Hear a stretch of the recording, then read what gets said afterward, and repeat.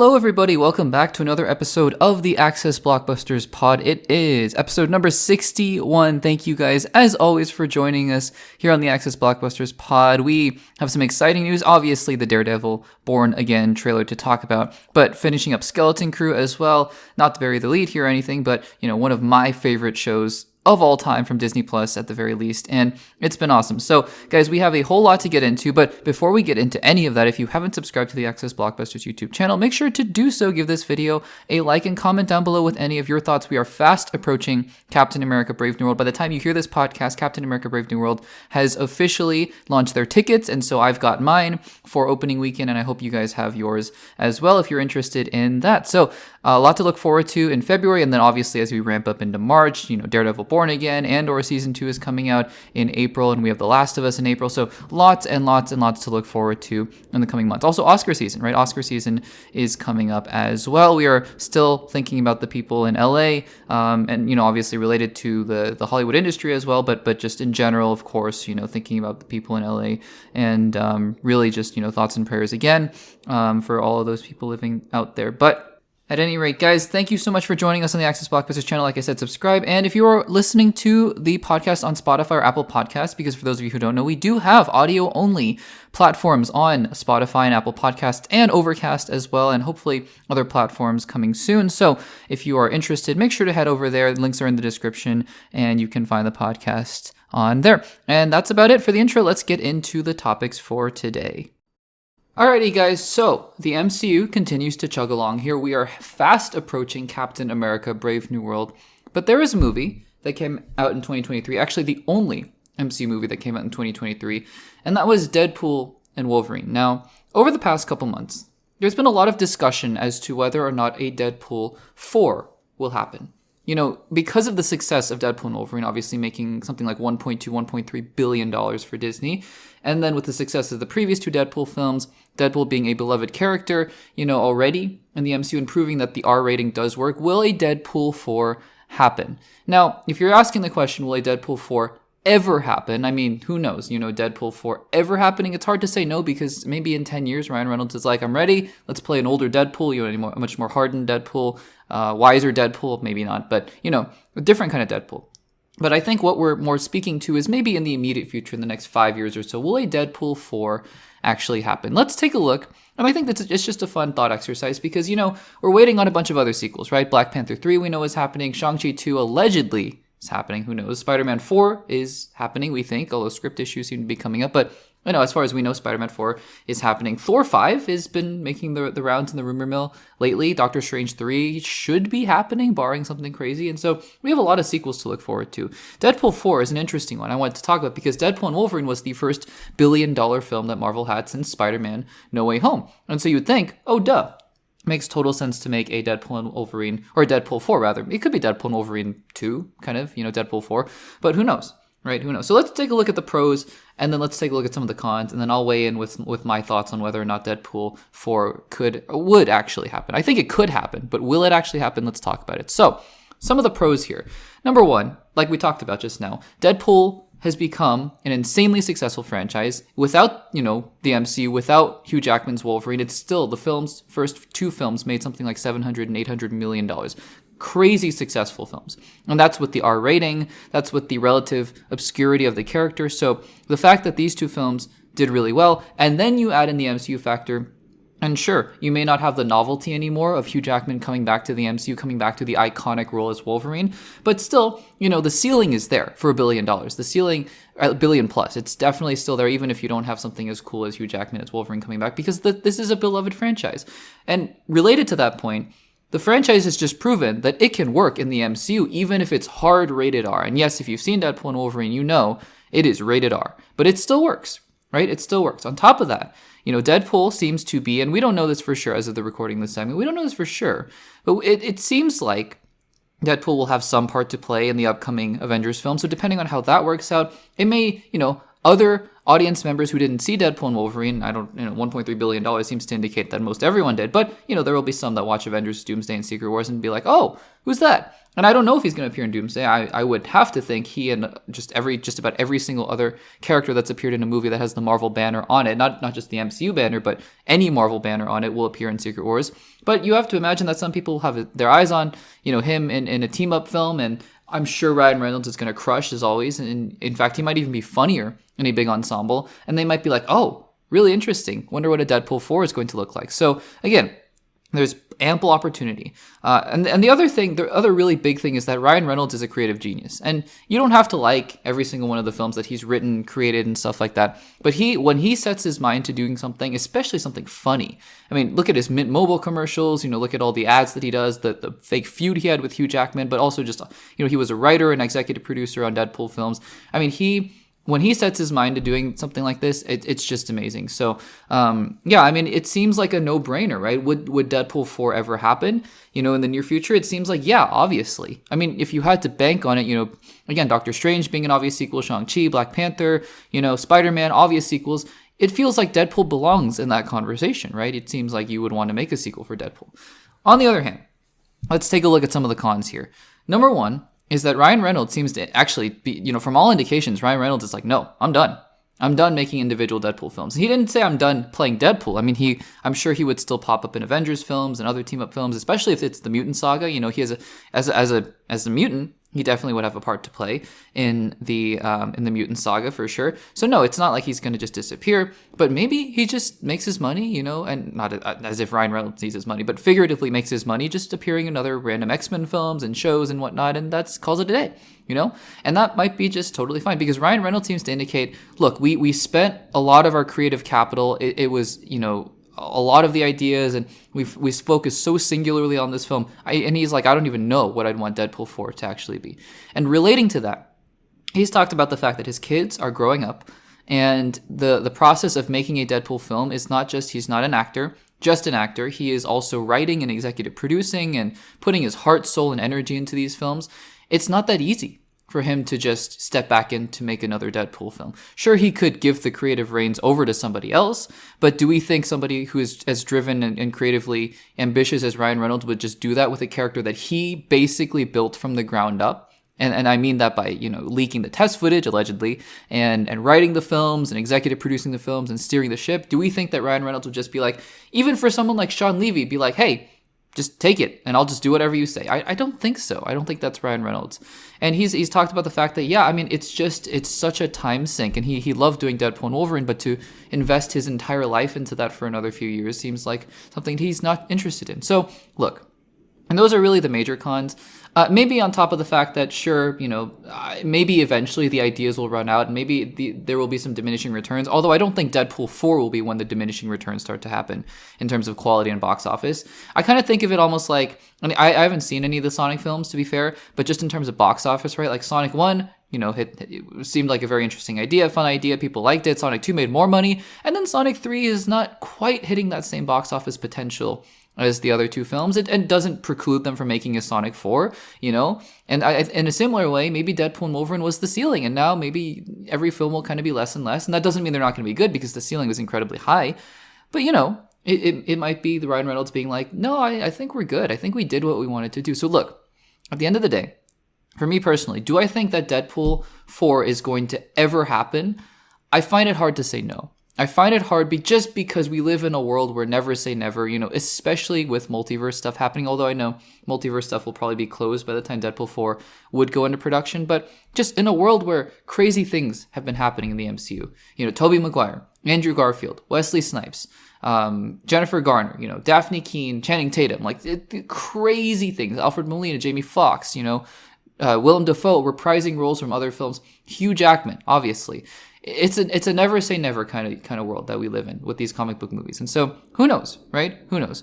Do I think that though Deadpool 4 is going to be high up there in terms of we're good to go, we're ready to put it into production, and we're going to have this film out in 5 years, post Secret Wars? I don't think so. Honestly, I think I take Ryan Reynolds at his word when he's saying I just can't really put myself in that. Now, the caveat to that is that I do think, though, he will be making many, many appearances in other MCU properties, whether maybe Spider-Man 4, who knows, but Secret Wars and probably a little bit in Doomsday, although who knows what the plot of Doomsday is going to be.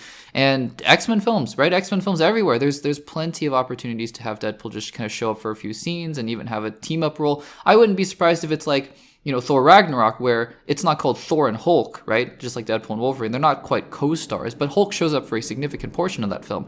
Or like Captain America the Winter Soldier, where it's not called Captain America and Black Widow, but Black Widow is definitely a big part of that film. So I think that, while we may not see Deadpool 4 for quite a while, I would be shocked if we didn't see Ryan Reynolds as Deadpool, a lot more often in the MCU. I'd be very surprised if that didn't happen. But guys, let me know in the comments, because I know this has been a discussion that's been going on ever since Deadpool and Wolverine came out, and it was the massive success that it was.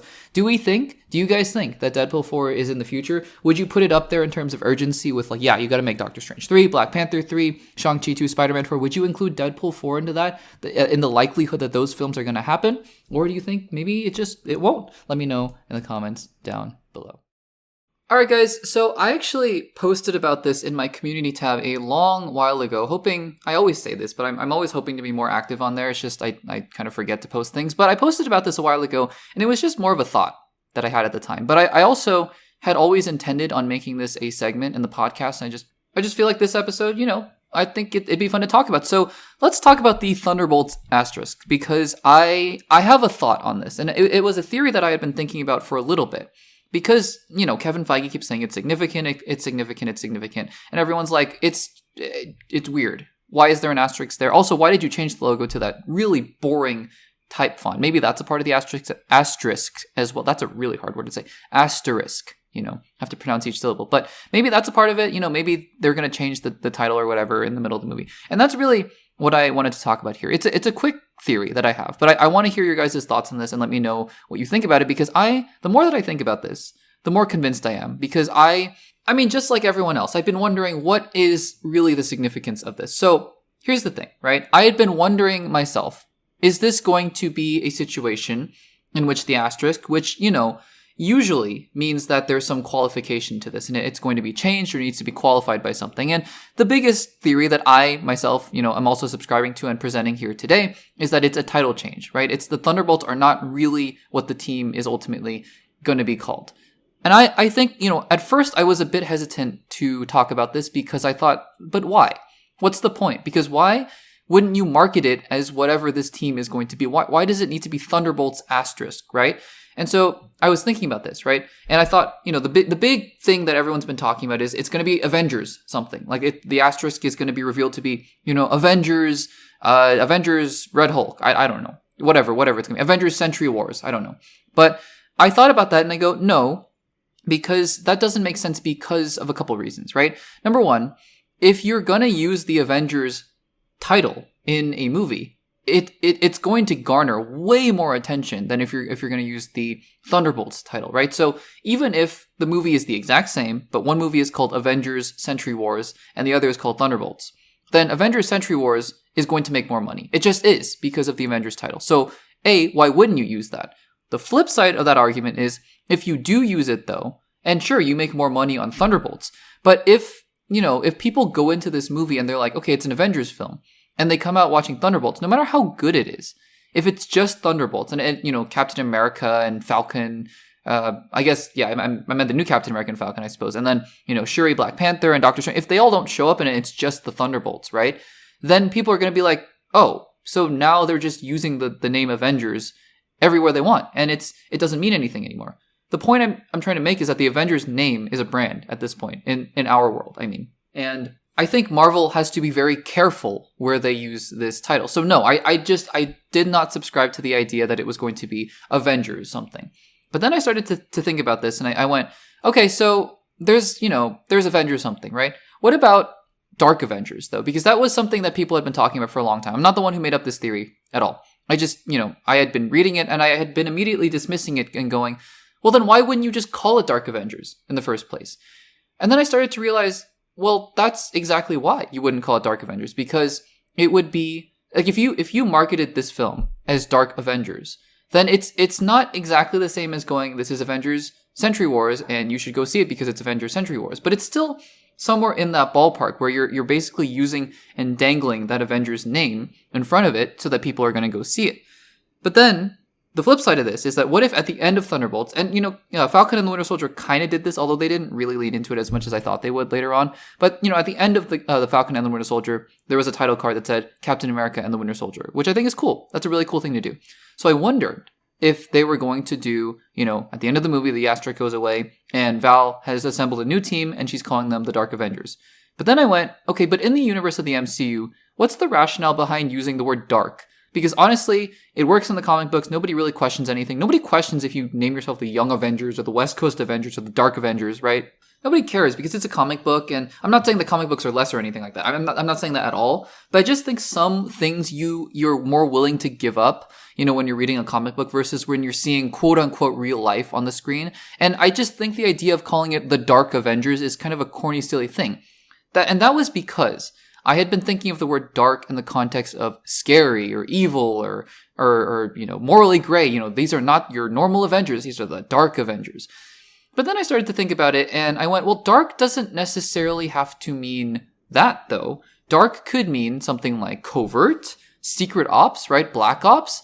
And I think that is also equally as interesting, right? So instead of having it be the evil Avengers, which I think in the comics it's more like that, like the Dark Avengers, the not good Avengers, right? But I think in the MCU, if the Dark Avengers are branded as, the like Black Ops, right? Black Ops kind of task force, right? I think that actually could work much better. So I've come to the conclusion, and I want to hear your guys' thoughts about this. I want to hear your guys' thoughts and let me know if I'm crazy or if I'm not. But I think that the rationale, right, behind not using the term Dark Avengers in the first place, or even Avengers anything, is because I think it's because they don't want to, tarnish the name of the Avengers, right? They don't want to just use the word Avengers everywhere. But I think that they're banking on the fact, as if you remember this asterisk, oh my gosh, that word, asterisk thing came about later on, right? It didn't start out that way.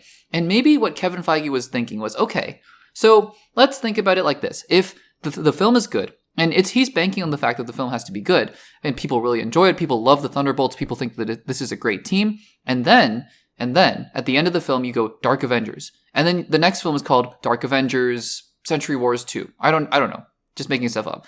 Then people are going to be more likely to show up because the first film was really good, and then people are more familiar with the team, and because people were more familiar with the team, and the team was, it worked, right? Then, while I still think it's a little bit dangerous to just go about saying Young Avengers, Dark Avengers, whatever, I think it makes more sense now because people are more on board with these characters in general. So I am making a prediction that at the end of the film, Val is going to reveal to the government, to the world, or whatever, this is your new team, because the Avengers are in disarray and I'm the only one who can, step up and save the world from itself or whatever after the events of Captain America Brave New World, where I'm sure they're going to fight over adamantium. And she's like, I'm the only one who can save the world.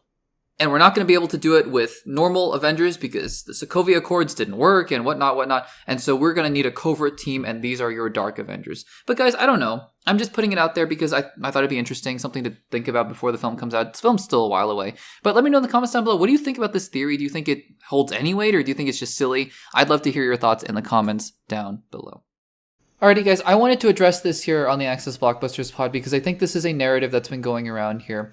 And right off the bat, if you've read the title of the segment in the description of the podcast, or if you're just watching the separate segment, you guys know we're going to be talking about why I think Robert Pattinson as Batman, I should say, in the DCU is a terrible idea. Now, just to preface this before all the angry comments are coming in, which I'm sure they already are, because this is an idea that has seemed to gain a lot of popularity recently. So I want to say this first. If you think that this is, if you think I'm crazy and you think that Robert Pattinson's Batman being in the DCU is a great idea, I'm not trying to disrespect, your idea or anything. I'm not saying that it's illegitimate, and I'm not trying to say anything like that.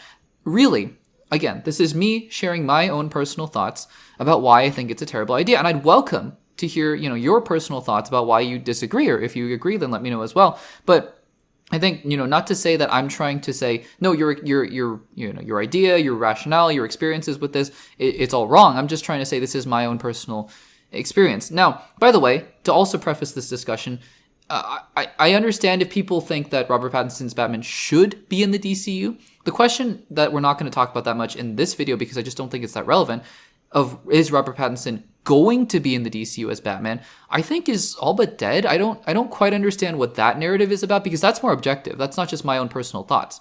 That's an objective thing. James Gunn himself has been like, no, we're not doing that. Andy Muschietti, who's directing, as far as we know, Brave and the Bold, is like, no, we're not doing that. It just, on an objective level, you know, we're going to have the discussion in this segment about whether or not he should be the DCU's Batman. But the fact that, you know, the question of, is he going to be the DCU's Batman? It seems like that question's been answered. And I thought it was an obvious one, but maybe not. And so then James Gunn was like, no. I mean, we thought about it because we thought about everything. That's what I took his comments to mean. But no, he's not going to be the DCU's Batman. And Muschietti was like, no, he's not going to be the DCU's Batman. So just wanted to clarify that and point that out. Let me dive into what the meat of this segment is. Why I think Robert Pattinson's Batman being in the DCU is just a terrible idea. And here's the thing. I'm not saying this because I have this agenda against the DCU or agenda against the Pattinson universe. For those of you who have been watching the channel, and by the way, just because I thought Creature Commandos was fine doesn't mean that I'm a DCU hater all of a sudden, even though I'm sure people are going to say that.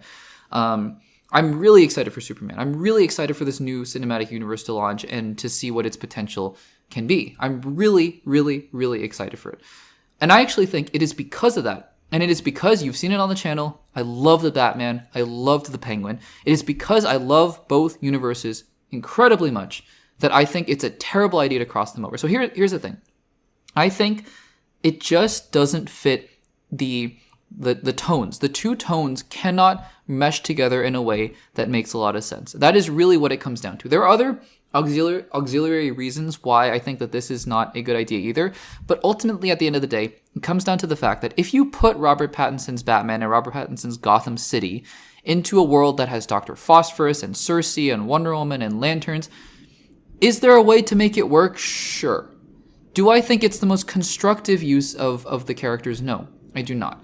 Because I think that the Batman that they're building up in that, Pattinson universe is a grounded Batman where aliens don't exist. And again, we could be wrong, maybe aliens do exist. But from what we saw, it's like the Penguin took place in a real, it feels like it could be a real city. Gotham City is a real city in America. Not to say that the DCU, doesn't look like that, but James Gunn has even said, right? He's even said that, yeah, of course there are Earth-based elements and things like that, but it's almost like a fantasy world. It's not like, oh, everything's taking place. He's actually compared it to the MC, where he's like, no, it's not like everything's just going to take place in New York, like normal New York with Avengers just flying around.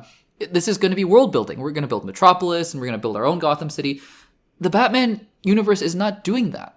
And that's amazing because, again, I love what they're doing in the Batman universe. And I think that in order to preserve that integrity, it would be a very strange choice to put that version of Robert Pattinson's Batman into a world with gods and monsters. I just don't think that makes a lot of sense. I remember at the time, actually in 2012, 2013, 2014, people were like, why isn't Christian Bale's Batman being, put into the DCEU? And I think that even then that was a mismatch. And I think that this is even more of a mismatch, to put these two characters there. But here's the other thing, right? Because let's just say they do it. There's a way to make almost anything work in movies and films. So by me saying that, I'm not saying it's impossible. Like, anything's possible. Sure, you could put Robert Pattinson's Batman in the DCU, and sure, there is a world in which that works, and it makes sense. But the thing is, why would we deprive ourselves of having two really good Batmen, right? Why would we deprive ourselves of that? Like, I get it, the idea of, one good thing, two good things, put them together, an even better thing. But like, why? I feel like it doesn't make sense to me. Why wouldn't we just let these two separate, parallel streams run, take their own course, right? Let the Batman universe be the Batman universe, the Pattinson universe, and let the DCU Batman be different. By the way, the DCU Batman is already described to be way different than the one that Robert Pattinson is going to be. Just by virtue of the DCU Batman has a kid, Damian Wayne, who is old enough to fight. He's going to be Robin. So at least, like, I know that, in some iterations of the comics, Damian Wayne is, Batman has him pretty young and stuff. But, like, that's a Batman who's a dad, like 40s, maybe late 30s at the most. And I know that Robert Pattinson himself as an actor is around that age, maybe. But in the universe itself, like, I'm talking about in the Batman universe, he's in year 2 of being Batman. And sure, you could, I don't know, maybe you could say, well, he started out being Batman much later in life, whatever. It seems like, though, from the Batman, he was portraying a genuine year 2 Batman, like in his mid-20s, just starting out crime fighting and really taking on to the streets. Like, that's a year 2 Batman.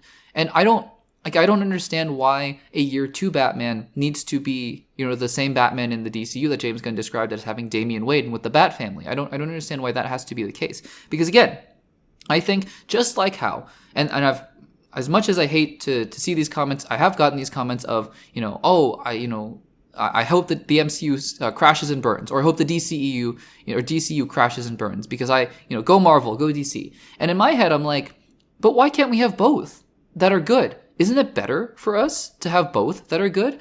And in my opinion, I think it's the same thing here. What precludes us from having both an amazing Robert Pattinson universe and an amazing DCU with 2 different Batmen?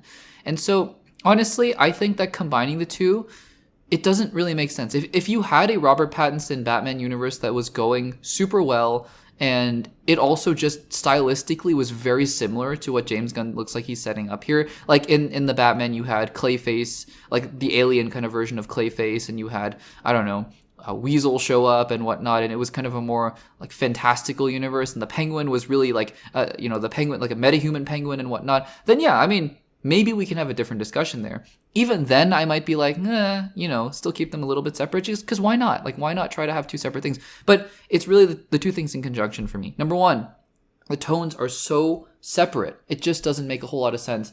Like, in order to make those 2 things fit together, you'd have to bend over backwards. But number 2, I think it benefits us more to just have 2 equally as good things going on at the same time. That's my opinion. I'd love to hear your guys' thoughts in the comments down below, because yeah, I know there are a lot of people who really want Robert Pattinson's Batman to be in the DCU. I'm saying, coming from a place, because I'm not coming from a place where like I hate, the DCU and I think it needs Robert Pattinson, or vice versa. No, I'm saying this from a place where I love both.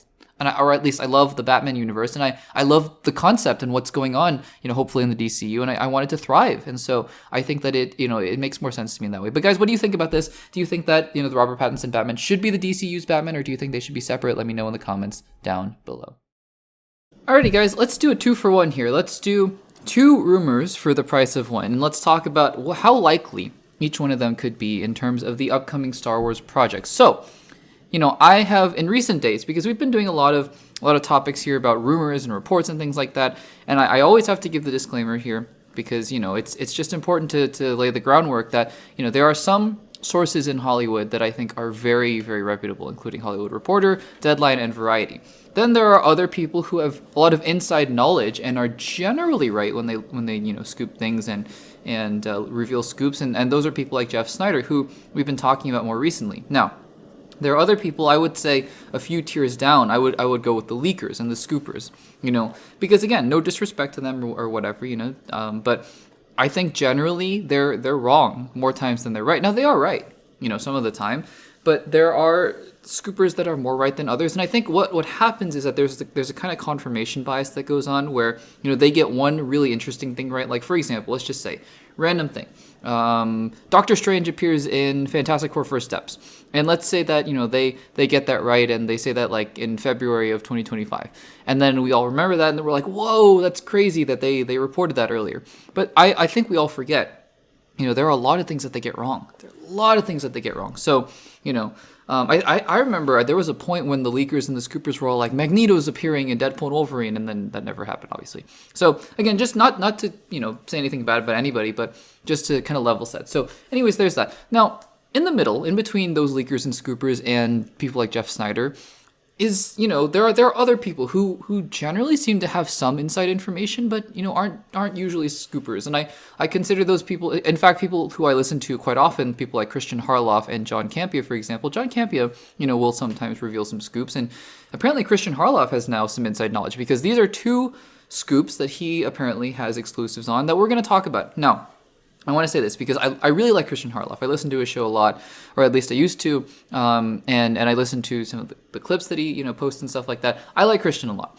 I don't know how reliable the stuff he has is. I don't know how reliable it is, and sometimes, like for example, I say the same about John Campea. I listen to his show a lot, but John will say, yeah, I have an inside source, and I think it's generally trustworthy, but I don't take it to the bank, right? So Christian says these 2 things about upcoming Star Wars projects, and I'm not going to take them to the bank.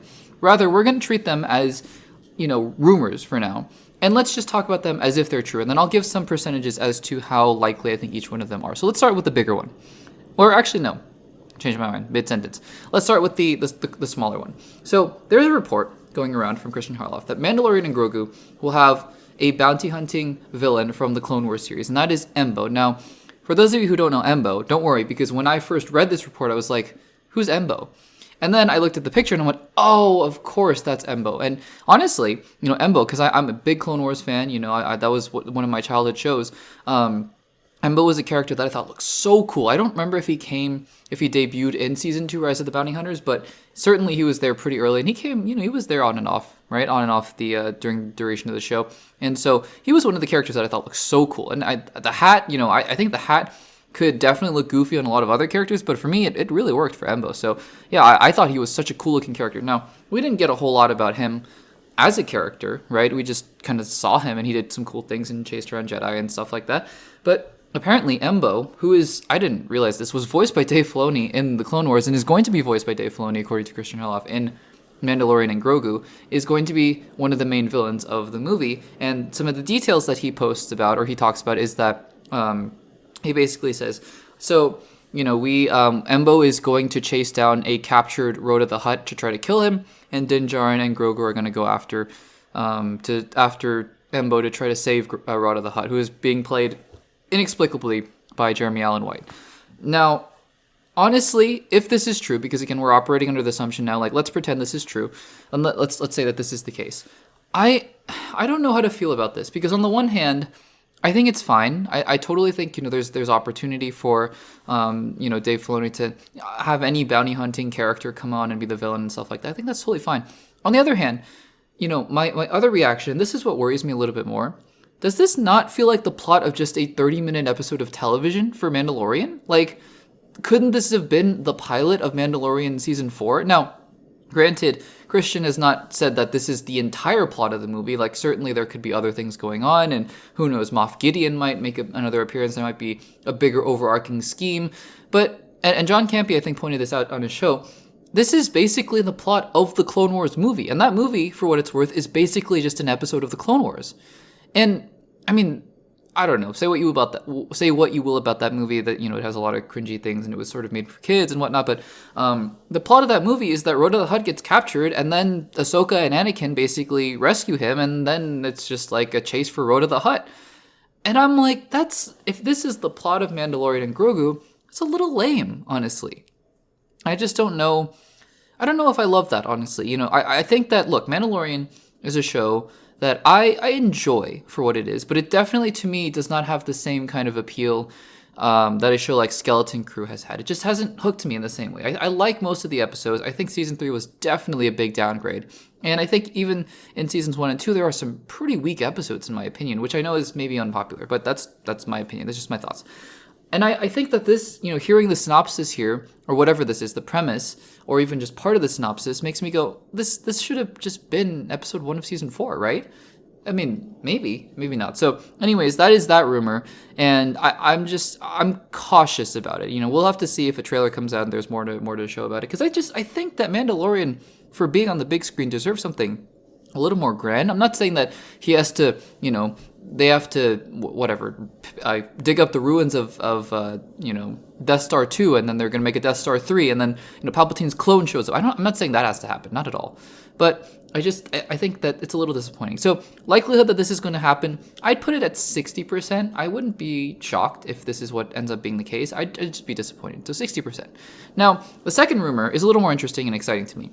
And that is that Ewan McGregor is going to come back to the Star Wars universe, but not in Obi-Wan Season 2, but as Obi-Wan in Ahsoka Season 2, which we recently just got pretty much dead-on confirmation that it's happening, for sure, with the recasting of the late great Ray Stevenson with Roy McCann, and as Baylan Skoll. But, with Season 2 coming on, and we're assuming, I don't think there's been confirmation, but we're all assuming that, Hayden Christensen is coming back. By the way, for all the quote-unquote bad that the live-action Star Wars series have done, the redemption of Hayden Christensen as Anakin Skywalker has been huge. I've just loved seeing it because, again, I think Hayden Christensen is a good actor, really good actor, who just was young and got handed some of the worst dialogue that you could ever be handed. And I think some of the probably the worst direction, because, again, I love George Lucas. He's a visionary. He's amazing. But I don't know if he was the best, person to direct those movies and certainly not to write them. So anyways, I think the redemption of Hayden Christensen, I loved him in Ahsoka. He was so good in Ahsoka.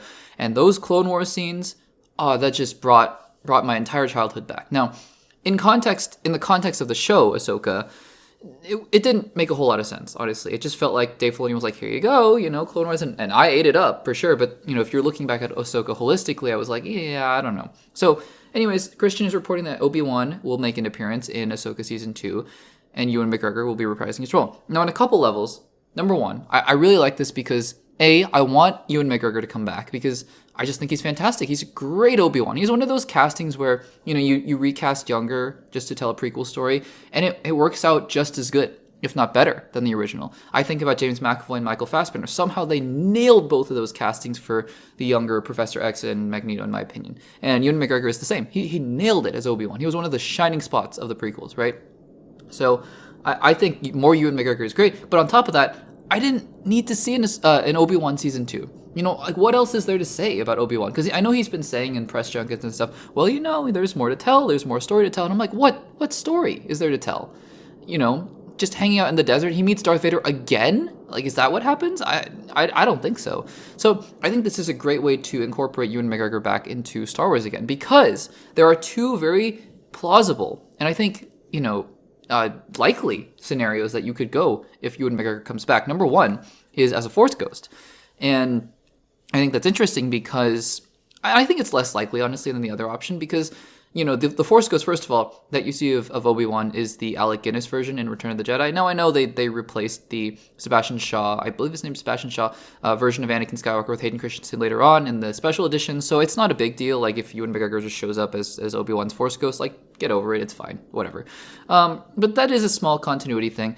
The other option there, though, in terms of that, is that you could have, because it seems like there's going to be some discussion of the Mortis gods, which is very deep into Clone Wars lore, which, seems like that's what Dave Filoni seems to be doing these days. But at the Mortis gods, someone pointed out on a website that, the three characters that were there were Obi-Wan, Anakin, and Ahsoka. And that seems to make some sense. Like, maybe he doesn't come back to life, but maybe Ahsoka, is there. And it's kind of like World Between Worlds, where Anakin wasn't a ghost in the World Between Worlds, but he was physical somehow. So maybe, Ahsoka re-enters that plane of the Mortis gods, and she sees Obi-Wan again, and that would be pretty cool. Honestly, that'd be really cool. The other, though, much more likely scenario is that it's more Clone Wars flashbacks. And I think that's totally fine. Now, I think it's totally fine as long as it's in service of the story, because the World Between Worlds stuff, I loved it. I rewatched that episode sometimes just for that.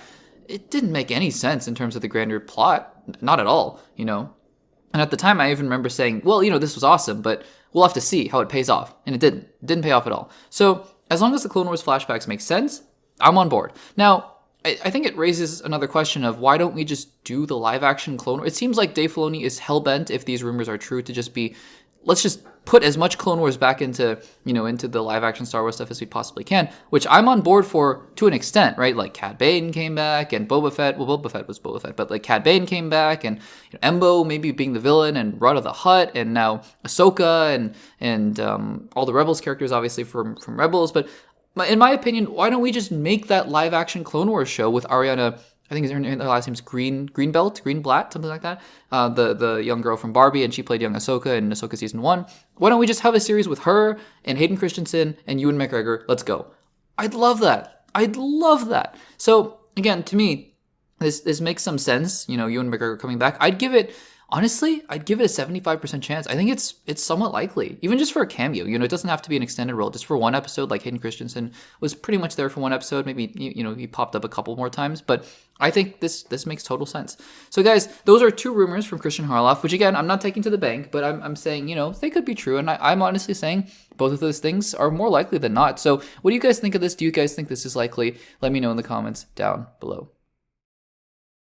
Alrighty guys, so when the Russo brothers left the MCU after Avengers Endgame, I think we all kind of assumed, maybe even subconsciously, at least I did, that the Russos would be back at some point to direct another MCU movie. Whether or not it was going to be the culmination of the multiverse saga, I don't know. I think I originally thought maybe they would wait until the X-Men or something like that, a mutant-centered story way down the line. Maybe they really wanted to take a break from the MCU. But, lo and behold, and we got other directors originally to direct these Avengers films. Destin Daniel Cretton, who is now doing allegedly doing Shang-Chi 2, and of course doing Spider-Man 4, was originally going to direct Avengers Kang Dynasty before it got changed to Doomsday. And, I think that I had assumed at that point, the Russos, they're not going to come back, and we're kind of set there, and we'll see what happens. But then a lot of things changed. Obviously, the Jonathan Majors drama was a big part of it, and, we ended up here. And here is Avengers Doomsday coming out in May 2026, and Avengers Secret Wars coming out in May 2027. Now, there is an issue of Empire magazine in which the Russo brothers are going to give some interviews, and I think the full issue is coming out later on in the week, and so maybe there will be more to come out of this next week that we'll talk about. But for now, there's a little snippet here.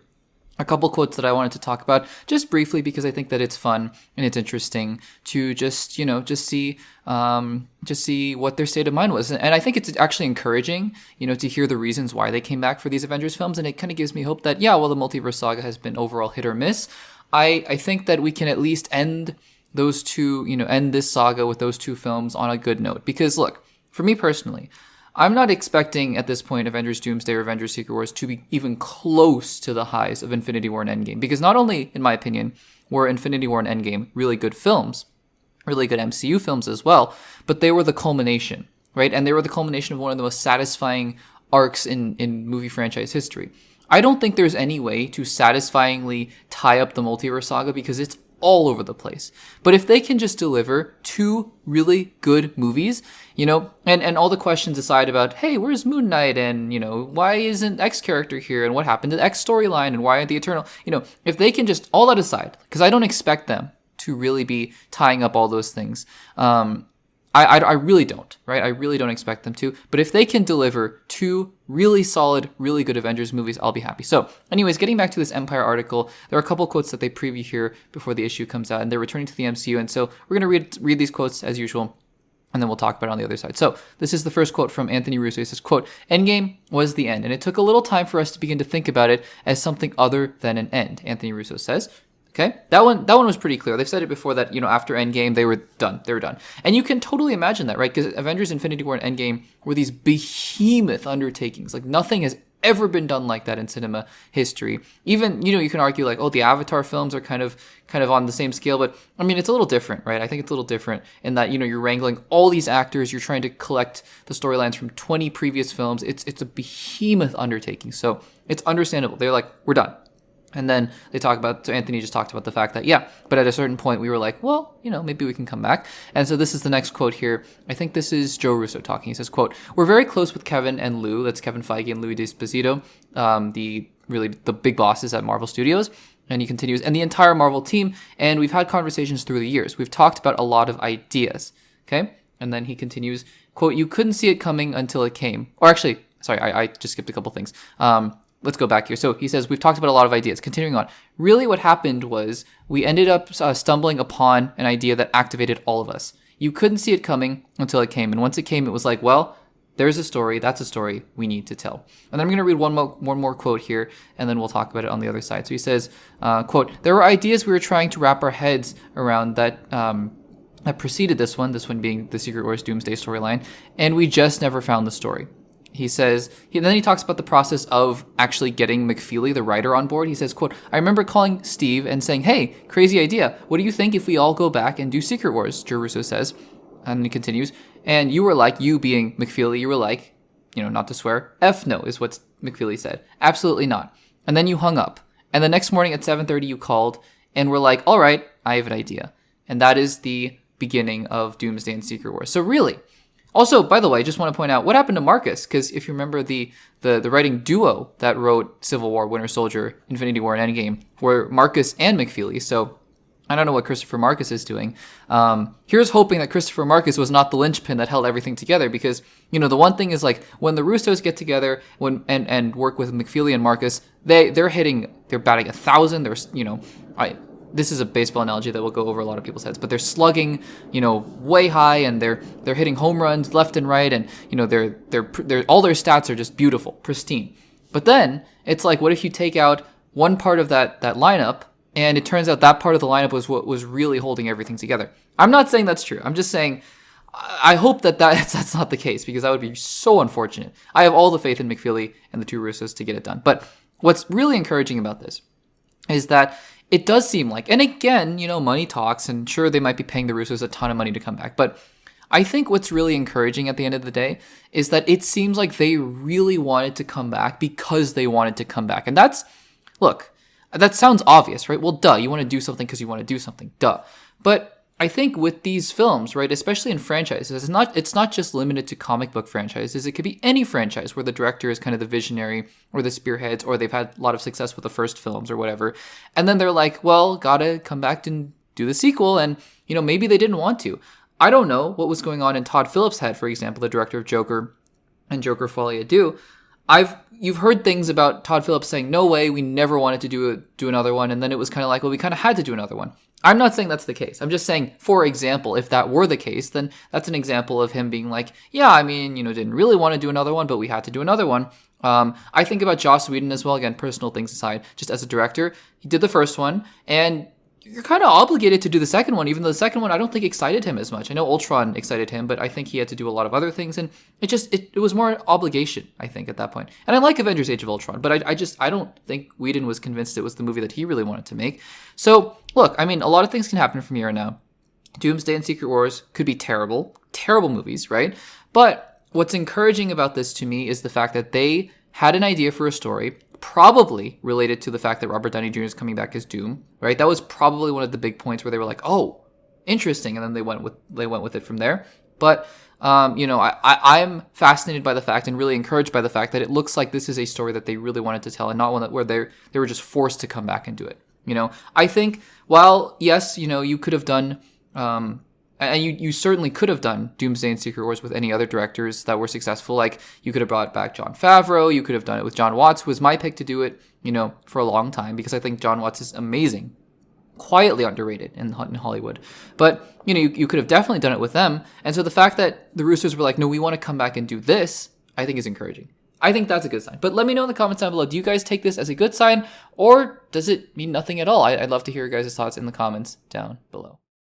Alrighty, so Mr. James Mangold has been making the rounds lately about, well, different comments that he's been saying, and I feel like some of these he's just been saying without giving it too much thought, and that's totally fine. I mean, it's his right to do that, just say whatever comes to his mind in regards to the projects that he has coming up. Totally fine. I mean, it's, just whatever he wants to talk about. But I feel like, and it's interesting because he did Logan, so he's pretty familiar with the comic book movie genre, but I wonder if he realizes how a YouTube channel, a very small, insignificant YouTube channel such as my own, will then take his comments and dissect them. And now, I want to be fair to him, right? I think one of the things I try my hardest to do on this channel, is not just dissect it for the sake of dissecting it, but really try to get to the spirit of what they're trying to say here. Be honest to them, not just chase clickbait and things like that. I hate clickbait. It's the worst thing.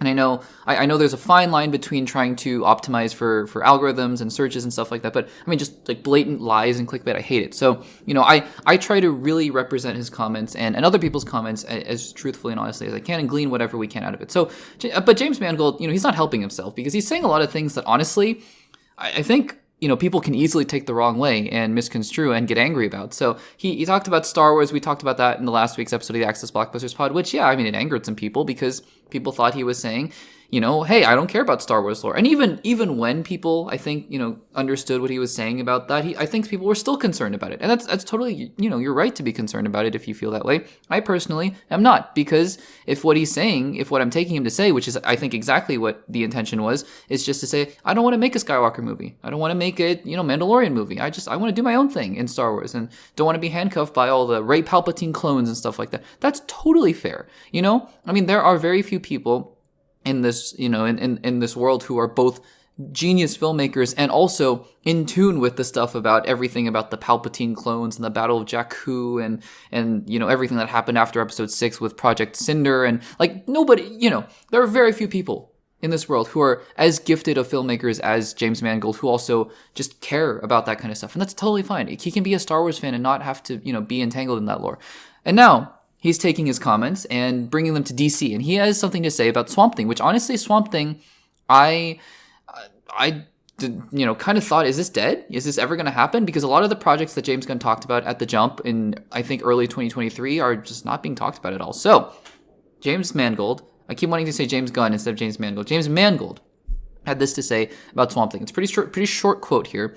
But I think James Mangold is not doing himself any favors because this quote could easily be misconstrued. And I don't think he's intending it to be, honestly, although I can understand where the different viewpoints come from. So he had this to say about his Swamp Thing movie. He's going to be the director of it. Quote, while I'm sure DC views Swamp Thing as a franchise, I would be viewing it as a very simple, clean, gothic horror movie about this man/monster. Just doing my own thing with this, just to stand alone.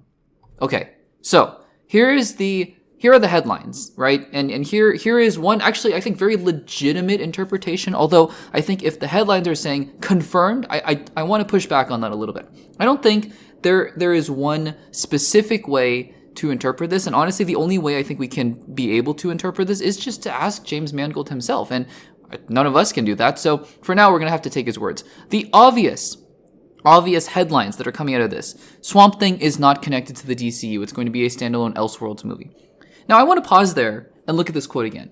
This is the quote. While I'm sure DC views Swamp Thing as a franchise, I would be viewing it as a very simple, clean, gothic horror movie about this man/monster. Just doing my own thing with this, just a franchise, or just a standalone, rather. Is there anything in this quote that indicates it's Elseworlds? No, not explicitly. Is there anything in this quote to suggest that it's outside of the DCU? Maybe implicitly, but explicitly? No, nothing. I mean, again, I want to be clear that, James Mangold is just talking off the cuff, right? And he says later on, he gives some stuff, he talks some stuff about, superhero films and all these different things. And he talks about his experience with Logan a little bit. And so, yeah, but I mean, in that specific quote, right, is there anything explicit there that he says it's not in the DCU? No. I mean, he talks about the fact that, when you're talking about these kinds of IPs, people view them almost religiously. And I think that, yeah, to be fair to him, it's a scary thing. I don't think he's scared of it necessarily. I just think, it is something to think about, the fact that people take this so incredibly seriously, right? And yeah, I mean, we're making entire YouTube videos about it, but I just want to point out here, the obvious headline: James Mangold says that Swamp Thing is not a DCU film and it's an Elseworlds film. It's a plausible interpretation, and I'm certain that, there is a world in which, I'm not convinced we're living in that world, but there is a world in which that is true.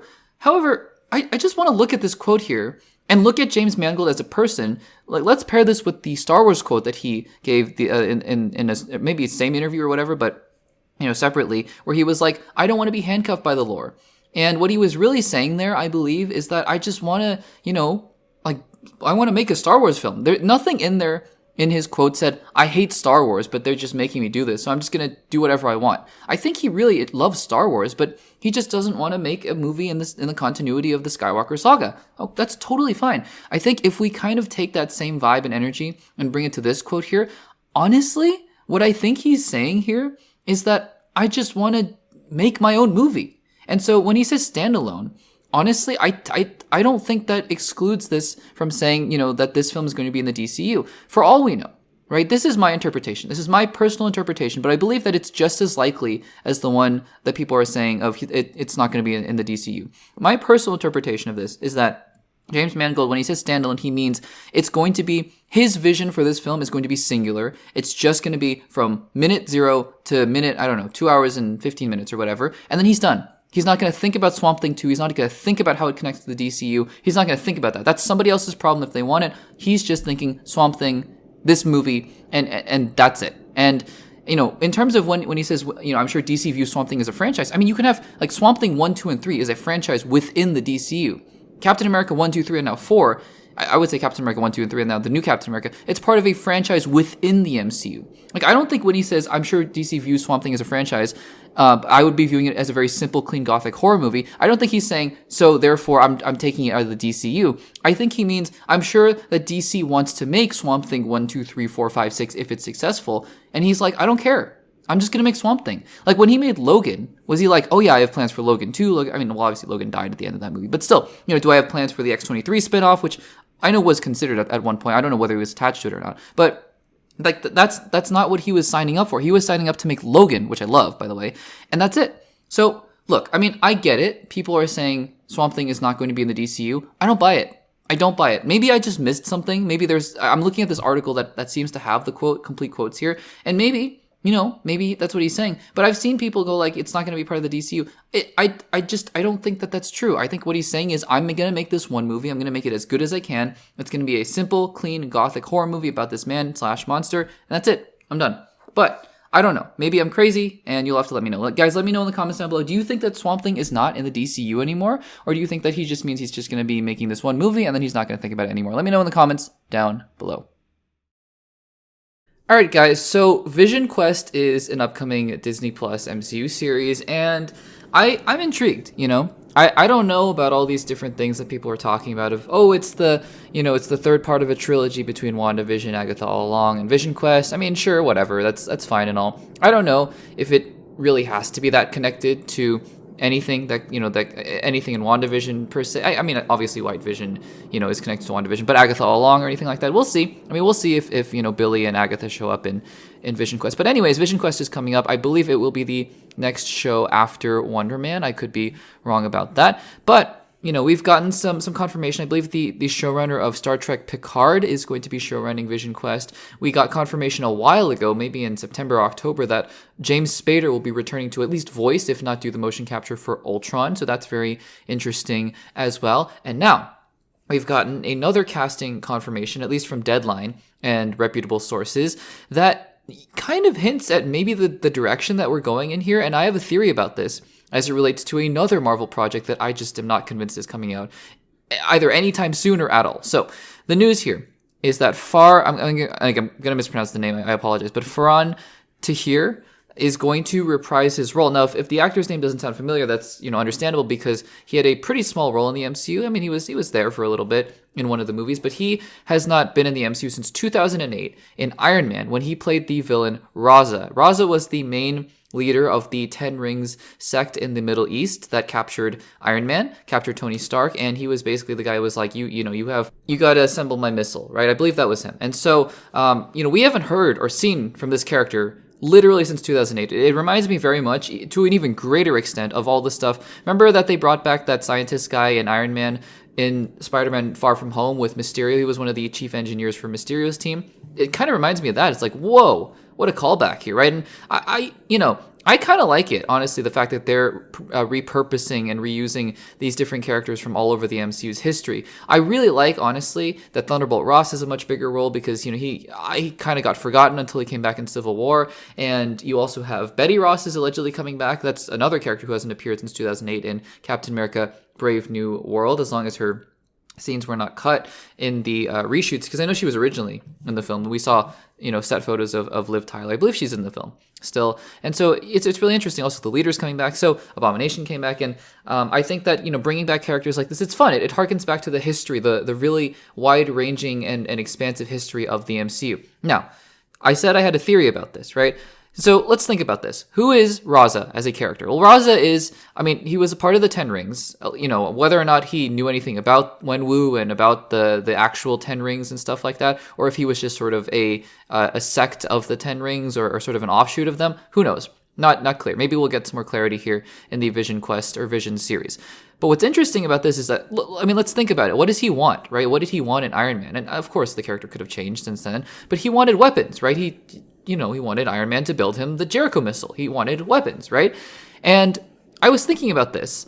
This seems like a character, because I was like, oh, interesting, he's in the Vision series. And then I went, this is a character, though, if you're thinking about all the MCU projects that have yet to happen, this is a character I would have expected to come out, to appear in again in Armor Wars, right? Because Armor Wars allegedly was a movie that was going to be about, the what happens when Iron Man's legacy and Iron Man's weaponry and technology gets into the wrong hands. That's going to be what at least the original premise of the show, that's what Kevin Feige said. Like, what happens when Iron Man's tech gets into the wrong hands? There were rumors that Justin Hammer was going to be in the show. It was going to be run by, starring War Machine, Don Cheadle, and I thought, oh, that's a series where, you can bring back, a Justin Hammer, and I would have thought, bringing back Raza, because Raza was one of the original people who wanted Iron Man's technology, not the Iron Man technology per se, but he wanted, he eventually got his hands on the Mark I, but, he wanted to get the missile, right, the weapons from Iron Man.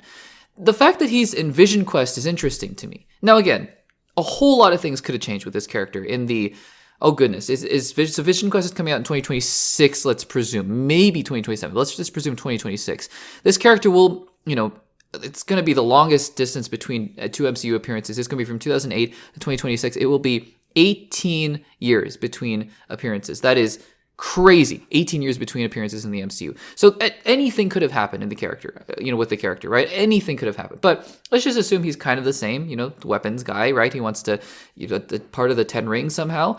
I think it's interesting because it feels like almost a lot of the ideas from Armor Wars, are being integrated into this Vision Quest series. Ultron is another character that, well, yes, Ultron obviously has a history with Vision, so I could have seen him, being a part of Vision Quest before it was confirmed that James Spader would be coming back. I also could have easily seen him be a part of the Armor Wars show, or the Armor Wars movie, or whatever it was going to be. The Armor Wars movie now, but it was originally going to be a show. Because Ultron was also another, a ramification of Iron Man's meddling with technology, right? So I wonder, it's just a theory, it's just a thought, speculation, nothing to back this up. Because again, the real news, Farhan Tahir is going to reprise his role as Raza in Vision Quest, or Vision, whatever the show is going to be called. But my theory is that what if Armor Wars is secretly just kind of being canceled? Maybe, the real War Machine, not the Skrull, obviously, shows up in Vision Quest as well and has a pretty big role. Who knows, right? But what if Vision Quest is that show that ultimately takes that concept of what if the technology of Iron Man gets into the wrong hands, and now you have something else that Iron Man created, because let's remember, Iron Man and Bruce Banner were the ones who created Vision, really. I mean, sure, Ultron did, but they brought Vision to life, right? And so, I mean, this could be the show that takes that concept of what if the technology gets into the wrong hands, and maybe that means Armor Wars is dead. I don't know, but we'll have to see about that. So, guys, that's just a wild theory. But what do you think about the news that Farhan Tahir is coming back to play Raza? Do you think this is a good thing? I'm sure. I mean, there can't be a whole lot of people who say it's a bad thing. But are you curious about it? What kind of role do you think he'll have? Let me know in the comments down below. Alrighty, guys. So we don't talk that much about the Flash on this YouTube channel, and there's a whole saga behind it.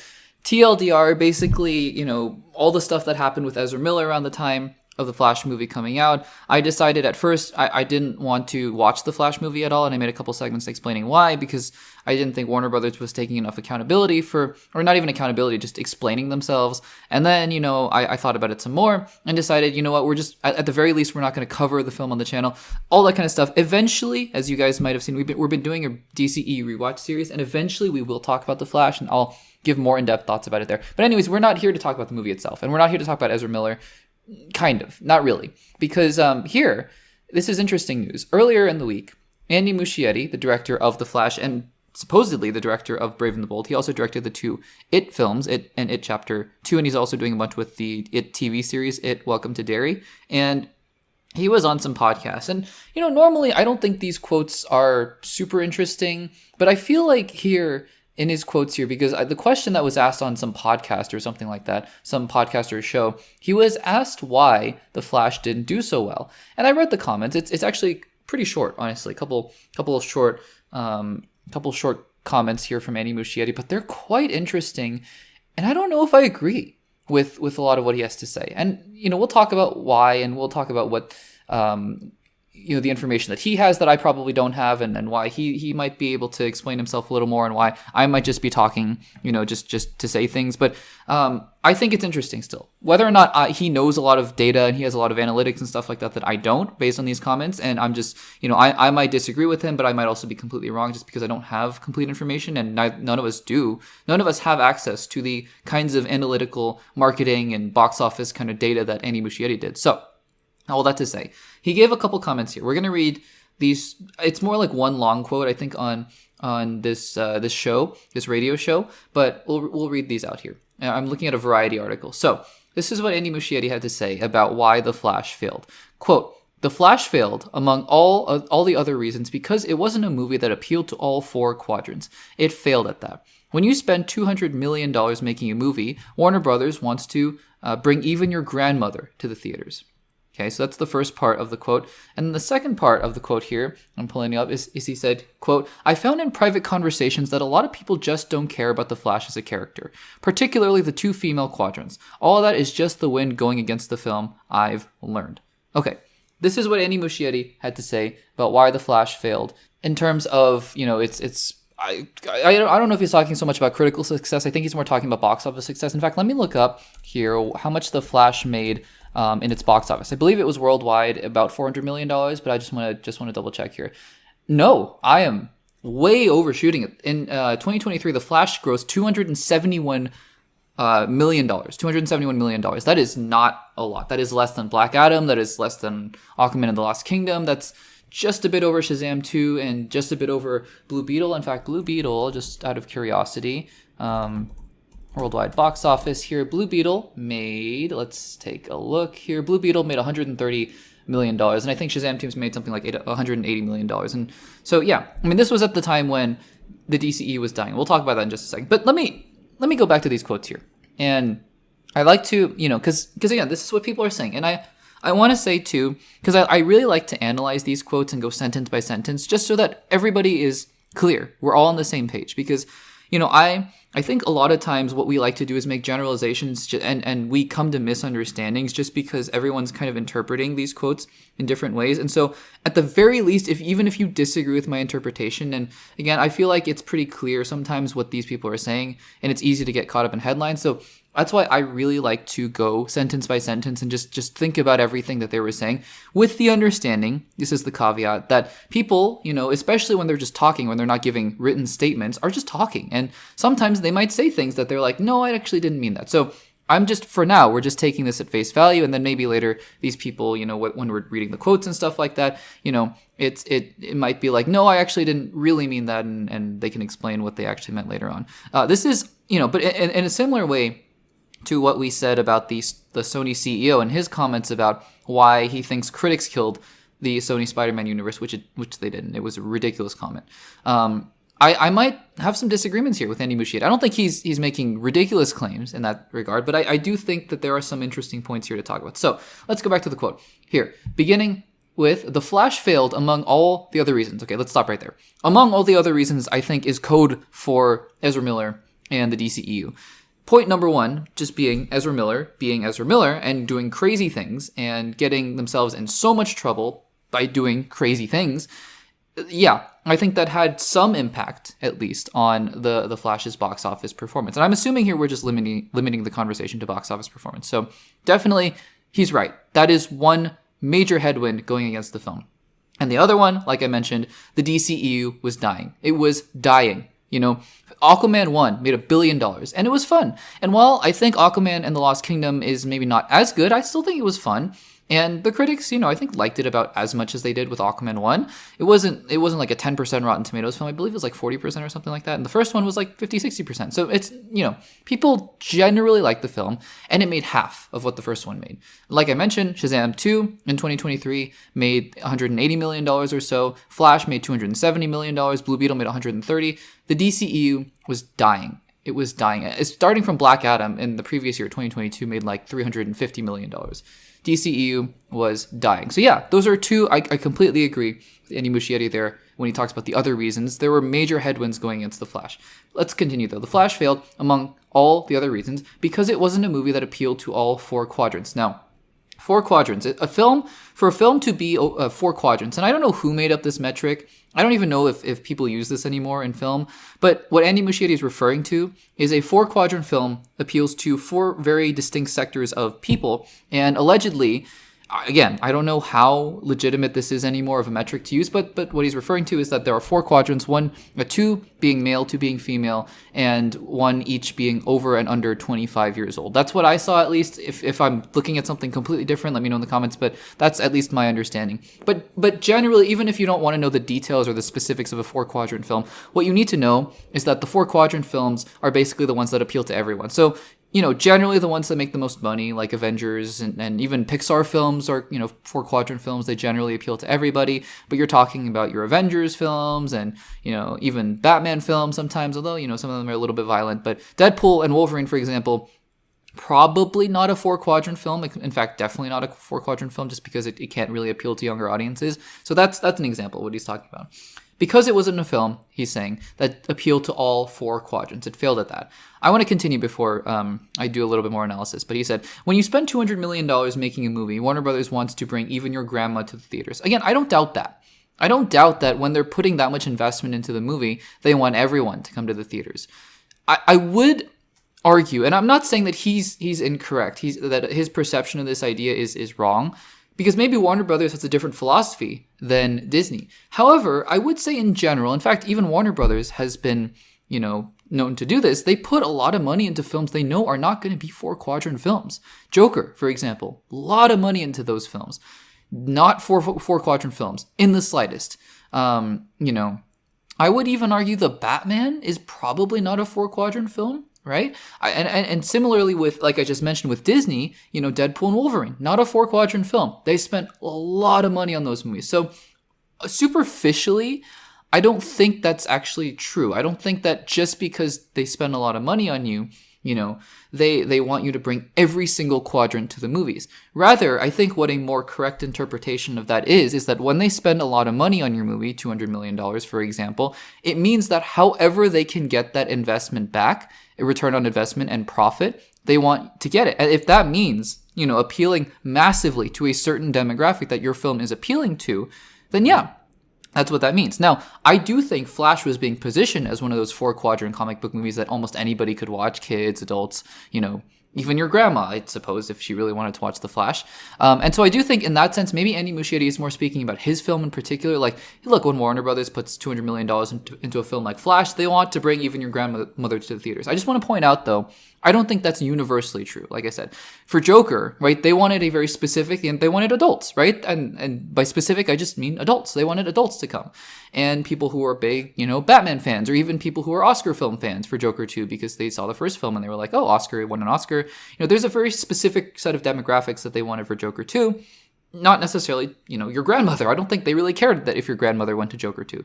Just wanted to point that out. But we'll get back to the fact that it wasn't a 4-quadrant film after I read the rest of the quote again, because I think it ties more into the second part of his quote. So he said, again, quote, I found in private conversations that a lot of people just don't care about the Flash as a character, particularly the 2 female quadrants. All of that is just the wind going against the film, I've learned. Okay, here's the thing.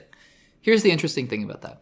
I don't doubt, like I prefaced earlier, I don't doubt that Andy Muschietti was told or looked at data, accurate data, from surveys and polls and marketing and whatnot, from who watched the trailers and all these kinds of things and exit polls and whatnot. I'm sure Andy Muschietti was looking at numbers that were correct, quote unquote, for these surveys that showed that, yeah, the female demographics were not particularly interested in The Flash. And that is what it is. I mean, I'm not saying it's a good or a bad thing, but Flash was just not a film, I guess, according to their data, that appealed to all 4 quadrants because apparently it wasn't getting the female demographic. Okay, it is what it is.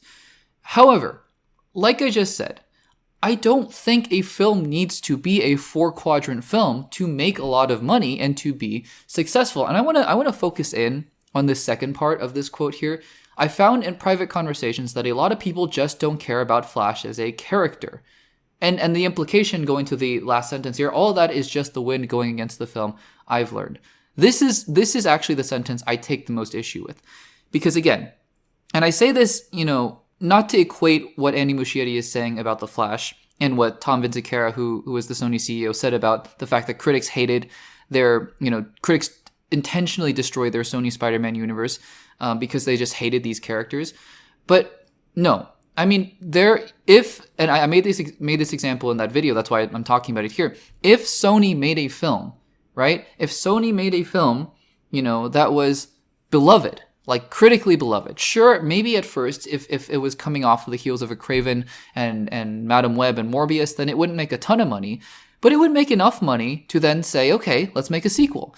And I would argue that building on that positive momentum, it does not matter who that character is. It doesn't matter who that character is. You can make as much money as you want as long as you have, quote unquote, good product. Now, I'm not saying Flash, quote unquote, failed because it was a bad movie. I personally didn't love the movie, but enough people did. It had something like a 60% on Rotten Tomatoes, 60 or 70%. People seem to generally like the movie.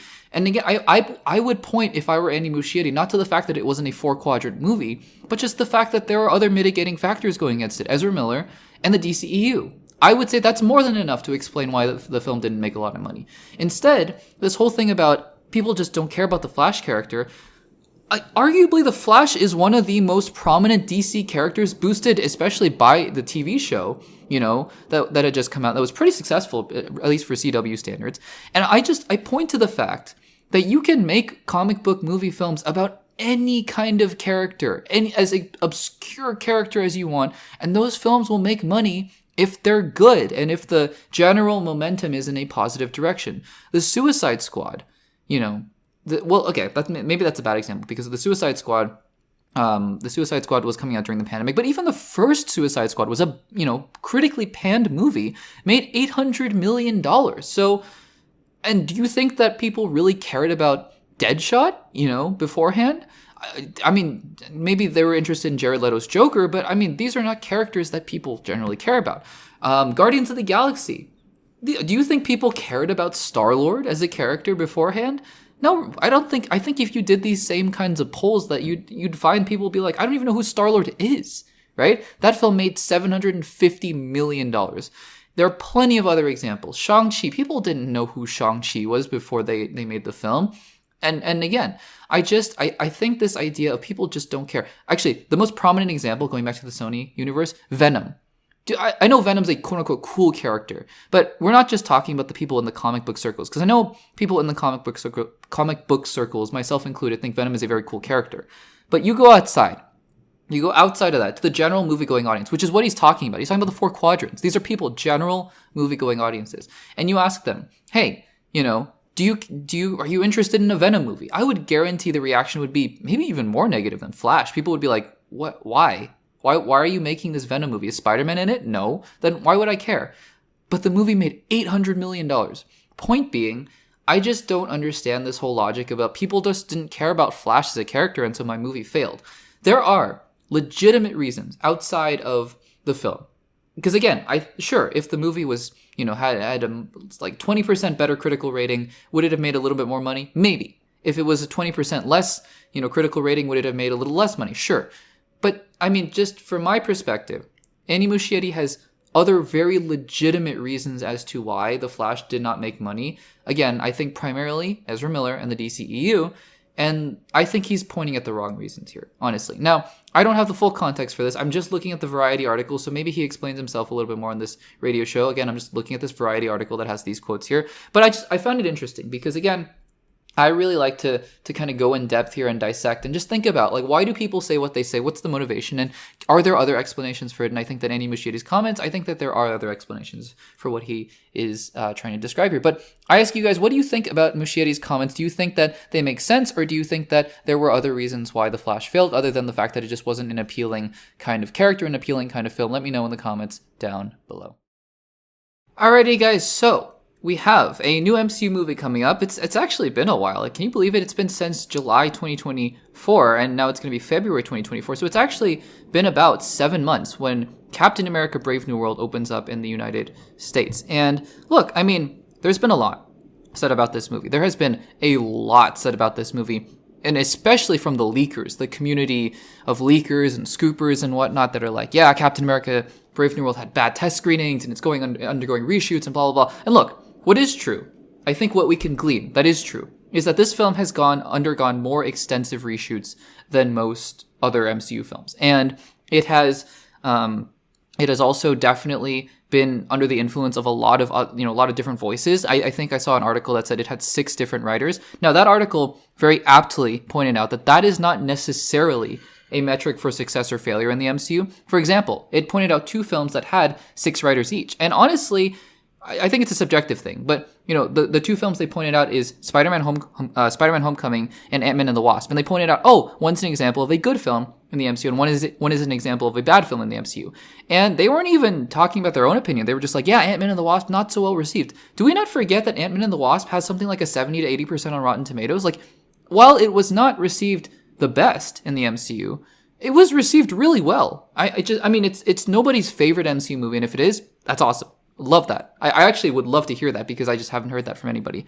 But the article was, I feel like, a little disingenuous. I think Ant-Man and the Wasp was received pretty well. Again, not the best, I think most would agree, but still pretty well. So anyways, Ant-Man and the Wasp had 6 writers. Spider-Man Homecoming, which is one of my all-time favorite MCU movies, also had 6 writers. So it doesn't necessarily mean anything for Captain America Brave New World, other than the fact that there were a lot of voices, and it could improve the film and it could not. So there is that. But this film has definitely undergone some turmoil. There are also other mitigating factors going into it. For example, the MCU, while yes, Deadpool and Wolverine was massive, Deadpool and Wolverine was a little bit of a unique film because it was part of another really beloved franchise from the Fox universe, the Deadpool films. It was bringing back Hugh Jackman as Wolverine, right? I think those two things, and it was also a really, well-received movie. And so I think those two things put together, made it a film that was going to do super well at the box office. I think it just was. It was a kind of unique film. The other mitigating factor, and it's neither wrong nor right or whatever, just to look at this objective fact and say that I think people are just less interested in Captain America, Sam Wilson's Captain America, I should say. Or at least they're not as familiar with Sam Wilson's Captain America. Now, personally, I think Sam Wilson, Anthony Mackie, is great as the new Captain America.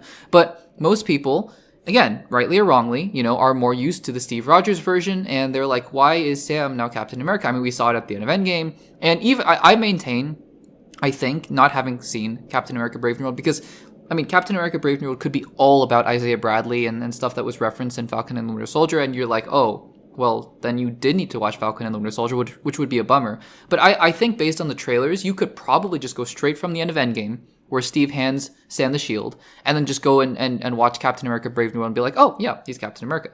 But I think that just the idea of, oh, it's a Captain America film, but it's not with Steve Rogers, I'm not as interested, I think actually does have an effect on this film. Just the general lack of interest, comparative lack of interest, I should say, in Captain America Brave New World. One other mitigating factor is that while, yes, Deadpool and Wolverine was a big boost for the MCU is still not in a great place, I think, relatively speaking. Now, if Captain America Brave New World is really well received, and even if that film doesn't make a whole lot of money, like let's just say it makes $400 to $500 million, and it crushes critically and fans love it, then Thunderbolts, I think, stands to gain, where Thunderbolts is like, yeah, we're getting back. And if Thunderbolts is also really good, which I think Thunderbolts is going to be great, then that film could push that ceiling. Let's go $600, $700, $800 million. And by the time we get to Fantastic Four, could we be pushing $1 billion again? Because if that film's really great, then, the momentum is back. So it's all about momentum. And I think that there are a lot of mitigating factors that go against Captain America Brave New World. So all that being said, there were some tracking numbers recently that came out about Captain America Brave New World's opening box office. And the opening tracking from a lot of different sources have it about in the $85 to $95 million range. Some putting it as low as in the low 80s, $80 million, and some putting the maximum at a high of about $100 million, 105 I've seen as well. So let's go with the range of $80 million to $105 million is the projection, the general range of projections that we've been seeing thus far. Now I have up here on my monitor pulled up a graph of every single MCU, and by the way, this is all domestic, this is all US based. So I have a graph here of every single opening weekend in the MCU. And the headlines that are going around are saying that, yeah, Captain America Brave New World, if it slots in that $80 to $105 million range, is on the low side. And that is true. Objectively, you can't argue with that. Math is math. You can't argue with that. Counting is counting. And so definitely can't argue with that. But I want to, again, put this into context here a little bit and talk about why I'm actually not particularly worried about this yet. So let's do that. So the number one opening weekend domestically for an MCU film, no surprise, is Avengers Endgame. Now the number, I remember this number when it came out, and it's still, looking at it right now, is staggering. This number is staggering. Avengers Endgame on opening weekend made $357 million. That is more than the gross of The Flash, Shazam, Blue Beetle, I don't know, what even close to the entire gross of Ant-Man and the Wasp: Quantumania, more than the gross of the Marvels. It is a staggering number that Avengers Endgame made in one weekend. That is a crazy number, and I don't know what film would ever break it, if any. So anyways, that is number one by far and away, because number two is actually a Phase 4 movie, Spider-Man No Way Home. And that's even more impressive because it came out right, at the end of the pandemic, or at least the big brunt of the pandemic, but still in a phase where people were indoors and masking and kind of, not willing to go to theaters, and it still made $260 million. Now, again, that's why I brought up the Avengers Endgame number, because Avengers Endgame made $100 million more than the second place number. From there, you go Avengers Infinity War at $257 million, and then you have Deadpool and Wolverine actually making $211 million on its opening weekend. It was really successful. Other films to make $200 million or more are The Avengers and Black Panther, and then from there you get into the 190s like Avengers Age of Ultron and whatnot. Doctor Strange and the Multiverse of Madness actually did really well, made $187 million, and it made about $900 or so million total. So we start going down, right? We start going down this list, and we get into the range. I want to go down all the way now to the range of where Captain America Brave New World is projected to be. So let's go on the low end here. Right at the same mark as Captain America Brave New World on the low end is Black Widow at $80 million. We have Doctor Strange at $85 million. We have Thor the Dark World at $85 million. We have Spider-Man Far From Home at $92 million. Guardians of the Galaxy, $94 million. And then Captain America the Winter Soldier, $95 million. Iron Man at $100 million. Ant-Man and the Wasp Quantumania at $105 million. And that is really the top end of it. Actually, Guardians of the Galaxy Volume 3, $114 million. This is why, if you look at this list, I'm actually not particularly worried about Captain America Brave New World, just purely based on the box office tracking. Because again, the film could be terrible. The film could be, have like a 20% Rotten Tomato. It could be received so poorly. It could be terrible.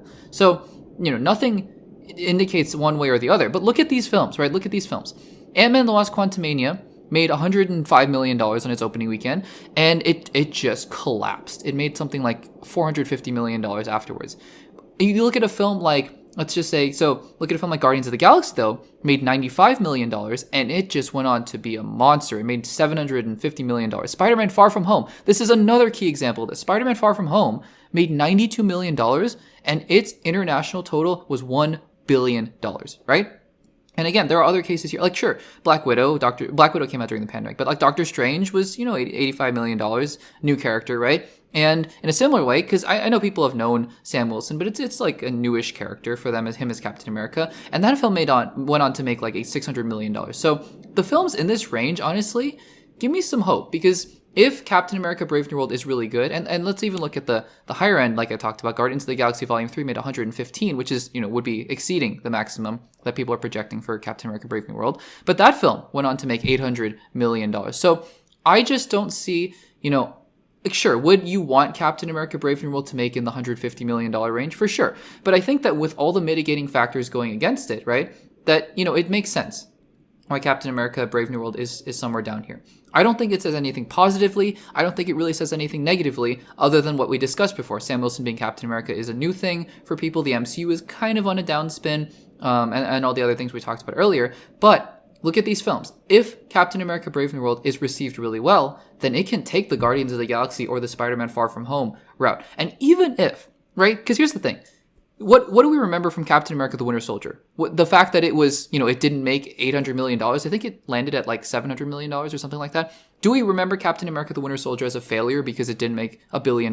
No. We remember Captain America the Winter Soldier because it was groundbreaking. It changed the way that we saw Steve Rogers as a character in the MCU. If Captain America Brave New World can follow that example, and it doesn't have to make, $800 million, it can make $600 million, $500 million, but it can, revolutionize the way in which we see Sam Wilson as a character. And after the film, everyone's like, wow, love him as Cap.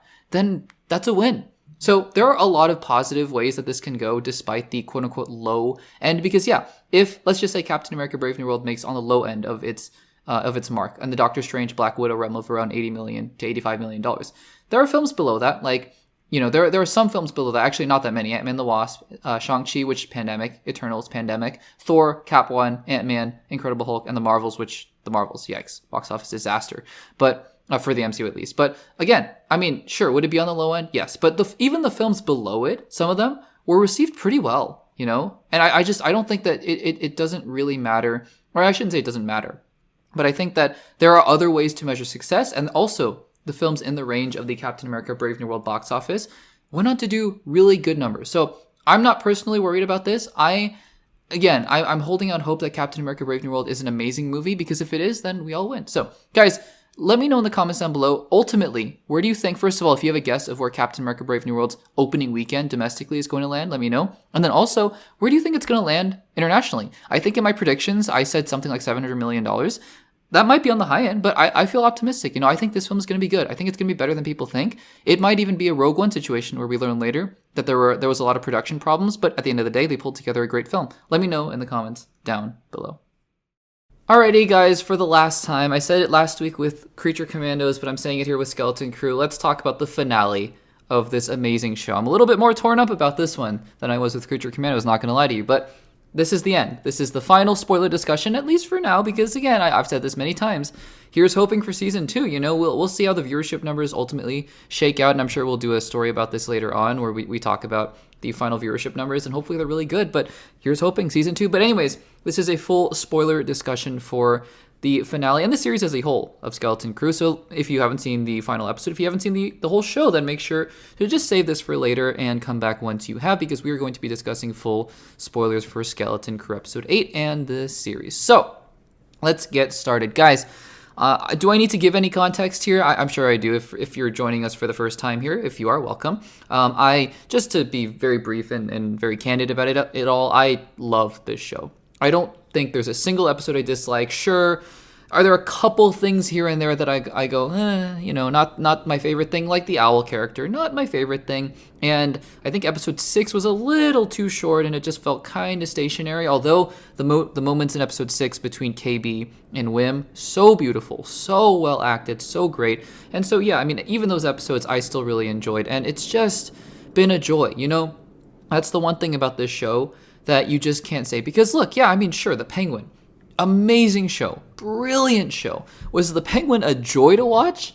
Not really. It was pretty disheartening and pretty sad to watch, just on an emotional level. I'm not talking about quality-wise. I'm just talking about the emotions that it elicited. You're like, oh man, bad people doing bad things, and then worse people doing worse things.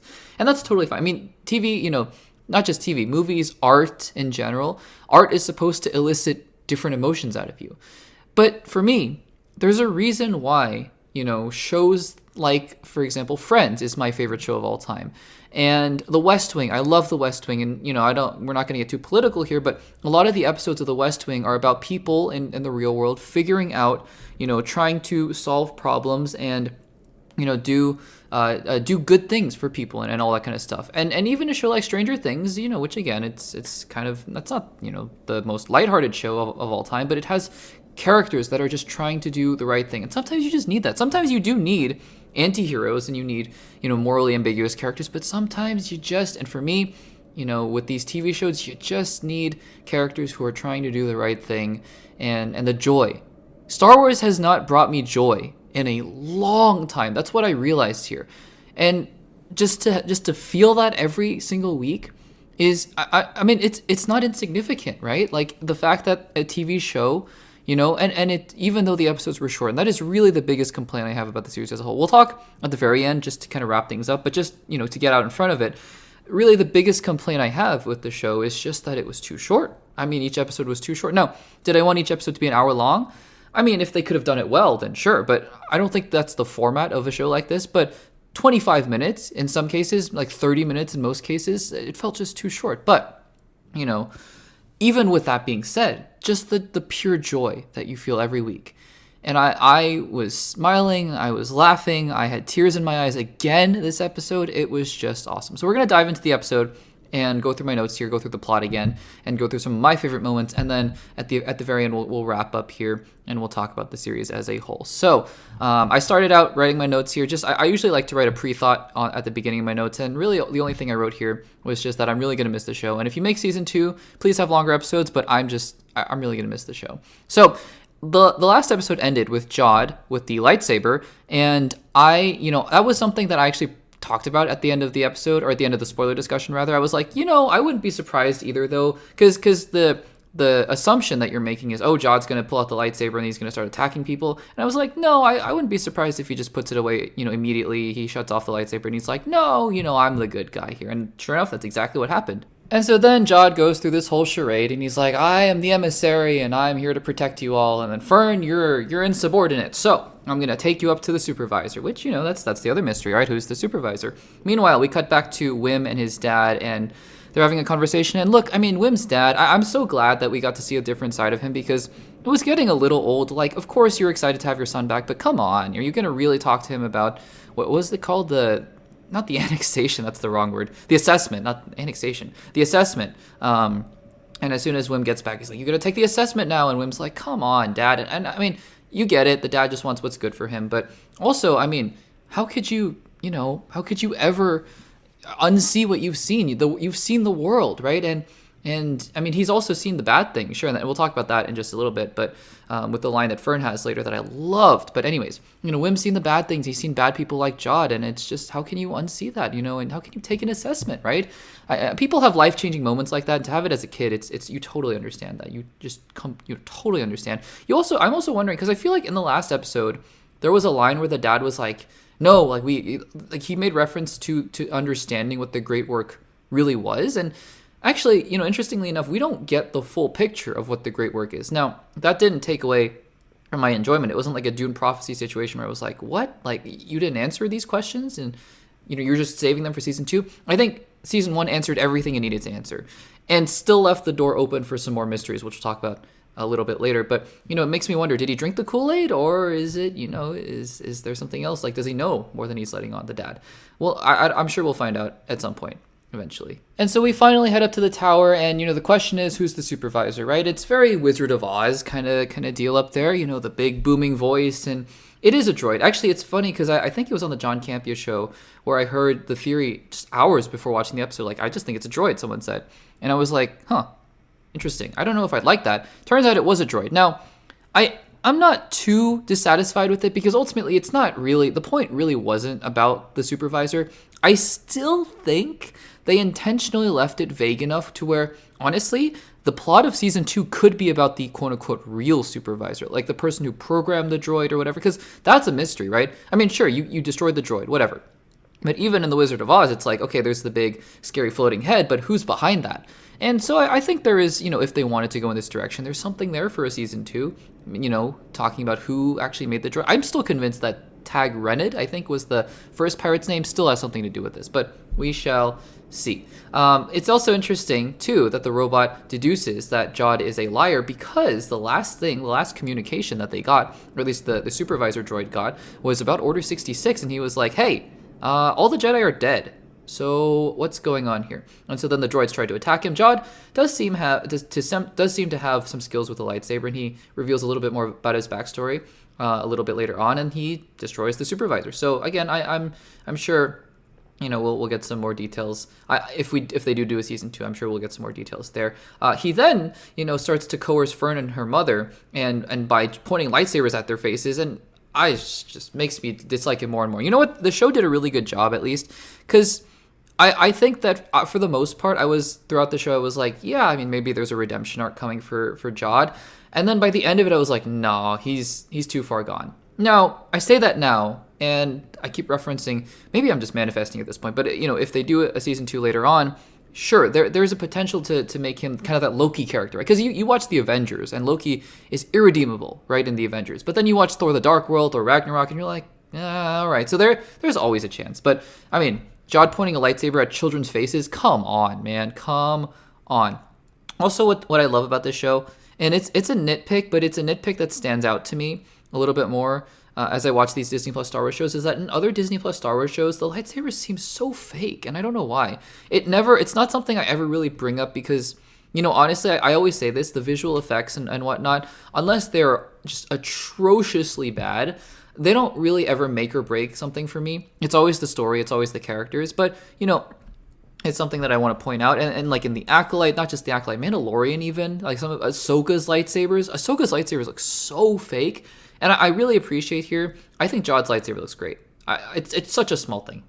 But anyways, and so then he calls it ship, and the ship flying over the neighborhood with that perspective, it was actually really well shot. Just the big looming ship coming over the suburbs, and they destroy the whole thing. And yeah, I mean, that's terrifying. But then the kids hatch a plan, and the plan is to call the X-Wings. Great plan. Great plan. And I love the scenes where Wim, KB, and Neil, and also the dad, are riding the bikes. It's so 80s. It feels like such, I didn't grow up in the 80s, but, from what I've seen, it's so 80s. Even Stranger Things, which is another show that's evoking the 80s, where they're all riding their bikes around. Love it. And Wim's dad, becoming a real stand-up guy, being a part of the team. And not only that, but, speaking of heroes, Neil being a real hero, going after that turbo laser and really saving the day. I love Neil, love all these kids, love the characters. They're awesome. They're so awesome. And then, so just as I thought, okay, this finale is really fun, I'm really enjoying it, the show is really good, and the finale is really good, And then it does that thing. Because last episode I was saying there were a couple moments where I teared up and I was like, oh my gosh, that's so sweet. That's like when the kids are reunited with their parents and whatnot, and when the parents in the hologram. And I don't know. This line just spoke to me, because again, there are shows where you want the morally ambiguous characters, but I love the shows when good people reveal good things about the world. And Fern's line to her mom when she says, I went out there into the world and I saw all the bad. And I'm thinking right now, in particular, we talked about this a little bit in last week's episode about the LA wildfires, and the Fern's line about there's so much bad in this world. There's so much wrong with this world. I saw it. But everywhere we went, there were good people, And I was thinking about the LA fires just in terms of all the amazing things that we're seeing people doing despite the horrendous tragedies, and it's applicable to a lot of things in life. And in that moment I said, this show has just stolen my heart. It has just taken every emotional ounce of me, and it has captured it, and it has said, you are going to love this show, and I love this show. I love this show. I'm so invested in the finale. Even after that, with KB flying with Smee's head, I'm just like, I'm so on board. The owl, to be fair, the hologram of the owl took me out of it a little bit. Kim is not my favorite character in Star Wars, I'm not going to lie. But, I'm also glad that episode paid off a little bit more, because I was like, I'd be fine if that was just sort of a filler episode on that moon. But, it did pay off. And then KB's ship crashes, and now Jod is like, oh, I feel bad for killing a kid. When you were threatening kids earlier, I knew in that moment KB was fine. That's like, other moments were more emotionally devastating to me throughout this show. When KB's ship went down, I'm like, it's not that type of show. I don't think, because there were other moments where I was like, maybe it is that kind of show. And we'll get there in just a second. But I was like, KB's fine. KB's totally fine. And then Jod gives some backstory. So apparently Jod was not trained formally in the Jedi Council or the Jedi on Coruscant, but rather he was a kid, like a homeless kid or somebody who lost their home, scrounging around. I guess a rogue Jedi. And he says, she, Ahsoka? Is there a connection? Could that be a connection? I wonder. Now, I haven't made that connection before. There were plans, I know, a long time ago to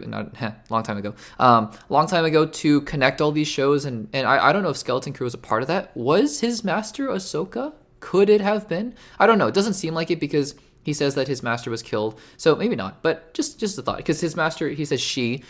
I don't know. I mean, there can only be so many that we know of, but then they can always just make up somebody else. And honestly, the more that you make up that survive Order 66, the more ridiculous Order 66 seems like. It's like half of them seem like they survived in the end of the day. Anyways, so it seems like his master, you can correct me if I'm wrong, just this is me reading into it. So maybe he was actually trained on Coruscant. It doesn't seem like it. It seems like he was trained just kind of on the run, and then they killed his master. So again, that's all the explanation I need for now. I'd like to get some more backstory about this later on. Maybe it is Ahsoka, maybe not. But, for now, that's all the backstory I needed. That is all the backstory I needed. And so then all the, Wim and his dad show up, and Wim is trying to break down the barrier, to shut down the barrier to get the X-Wings through. And he has the lightsaber to Wim's dad's throat, and Wim is about to press the lever. And it's that classic choice, like, do I do it? Do I save my loved one? Or do I do the quote-unquote right thing? And in the end, it worked out. But my gosh, I thought, is it that kind of show? Are they going to kill his dad? I was convinced for a second, because with KB, I was like, she's fine. She's totally fine. With Wim's dad, I was like, are they going to do it? And they didn't. And honestly, I'm glad, because it would have been a very different kind of ending if they had killed any of these characters. It's just not that kind of show, Like, I think characters can die, and it can be really impactful. It's just not that kind of show.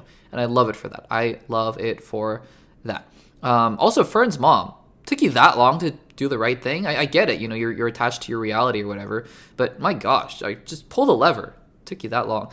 But then we get a great shot of Wim with the lightsaber, and I don't know if he's gonna ever be a Jedi or not. People were speculating, like, is he a Jedi? Is he Force sensitive? I don't really care. Doesn't have to be. Or you could write it in a way where it makes sense.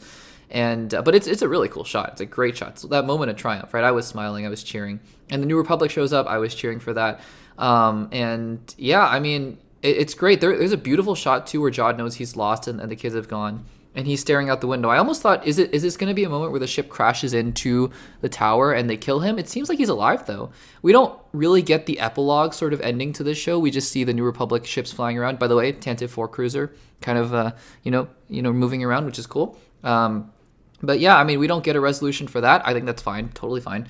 I didn't need a whole Lord of the Rings style epilogue to this show. I just think it is what it is. You just enjoy, you enjoy it. And then they go and the kids go and find KB. It was a beautiful shot of her falling down onto the coins, and she's okay. They're all okay, which is a huge sigh of relief. And Smee is also okay, huge sigh of relief. I'm sure they're gonna fix him later on. And that's it. That's the show. I don't know if you can tell in my voice, there is just such joy. So I keep using that word, but I mean it. There is such joy I felt every single episode. I was, towards the beginning, I was waiting and being like, it's going to get bad. It's going to get bad. It's going to get bad. It never did. It never did. This show, and by the time we got to episode 6, 7, and 8, I was like, no, it's just not going to get bad. And it didn't. It didn't. I cannot believe how much I love this show. Is it as good as a show like WandaVision? No, I don't think so. No, but it's up there. I mean, it's better than I think every other Marvel show. I'll say that, and it's obviously my favorite Star Wars show. I know Andor is different. I didn't like Andor as much as other people. I really did like Andor, but some people were like, "This Andor is the greatest thing Star Wars has ever done." I'm not there with Andor. I'm really looking forward to season 2, but I'm not there with Andor. But this show, by far and away, if we ever do another ranking of all the shows and all the movies of Star Wars, this is. I don't know. Could it be? Is this sacrilegious to say it could be up there with the original trilogy? We'll see. Because I have Rogue One as my second favorite Star Wars movie. And I know that that's a little sacrilegious, honestly. This might be up there. We'll see. But guys, that was it about, my coverage of Skeleton Crew. I am hoping by next week, announcement, deadline, they are shooting Skeleton Crew Season 2 next week. It's coming out December 2026 or 2025 or January 2026. I really hope so. Because there's more story to tell. These kids are awesome, and they're only going to get older, so just kind of capture the moment, But yeah, the show, I hope everyone who is behind the show is rewarded. I mean, money-wise, sure, but I mean, in terms of just the fact that they're given the credit they deserve. John Watts, especially, I talked about this in my immediate reaction. He deserves the world for this show and for everything he's done with the Spider-Man trilogy that I love so dearly. And I've heard he's done other amazing things with other shows as well. Didn't he just do that movie called Wolves? Was that him? I don't remember. Anyways, he's amazing, and I hope that they're all back for season 2. Guys, what did you think about Skeleton Crew? If you didn't like it, it's totally fine. But I just love to hear why. I'd love to hear your thoughts in the comments down below, and would just love to hear everything you have to say about Skeleton Crew. Guys, it has been an honor and a joy to talk about Skeleton Crew. We're gonna take a little bit of a break, I think, for covering shows weekly. I don't think we're gonna do Severance or Harley Quinn, although I will be watching those 2 shows. But probably the next time you see me for weekly reviews, because again, of course, we're going to be on the Access Blockbusters channel every day for the foreseeable future. So not leaving there, but I mean, just for weekly television reviews, probably will be Daredevil Born Again. I was almost at Daredevil season 4, Daredevil Born Again, and then from there it's like go. Daredevil Born Again, we're going to cover. Last of Us season 2, we're going to cover, and Andor season 2, we're going to cover. It's going to be awesome, guys. Thank you so much for joining me on all these segments. I really, it's been amazing. So let me know what you thought about season 1, I hope, of Skeleton Crew in the comments down below. Alrighty, guys, we have been waiting for this for a long time. I know there were leaked trailers out there from D23. I maybe saw a couple of them. I saw a couple of stills from them, certainly, but didn't really see the full trailer because I was waiting. I was like, guys, we're going to see a trailer eventually.